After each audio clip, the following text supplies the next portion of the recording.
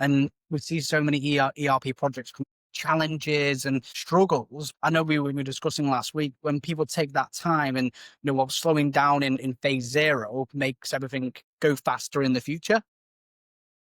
I know we had a few topics, but why do you think you wanted to talk about that topic in particular?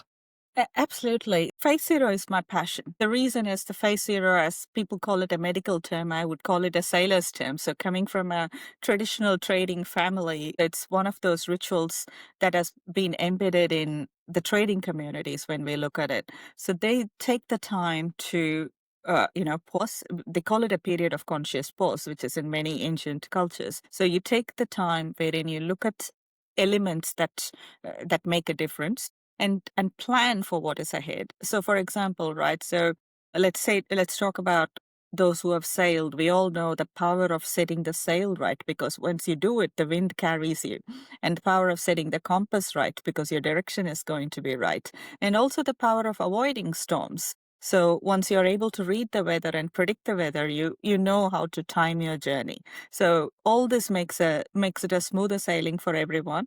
And many times by doing it, you're doing it faster, cheaper, and better. And less disruptive. As we see businesses over the last few years, what I've seen is my eyes have been opened to see the disruptions caused by technology.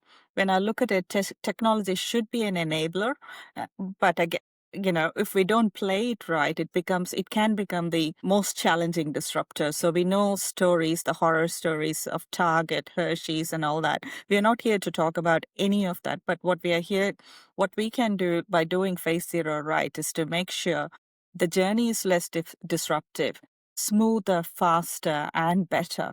So sometimes you deliver outcome which is far better than what you've imagined. So that is what I believe is the power of phase zero. I mean, there's no value in dramatizing horror stories or sharing fear and all this. People want to find the solution and the knowledge and the education. Exactly. And talking about these horror stories isn't going to bring any value to the conversation. People want to know how to do it right.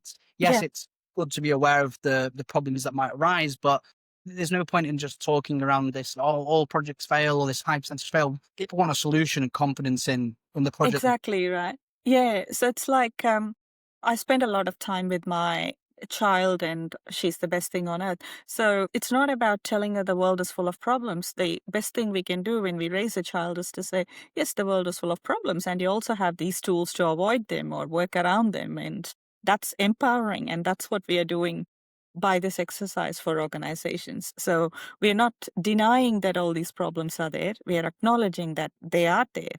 And what we are going to do with this phase zero is that one, unearthing them, and two, empowering everybody to be with the information to be able to either face them or avoid them or eliminate them. So whatever helps for that organization. So we help identify that.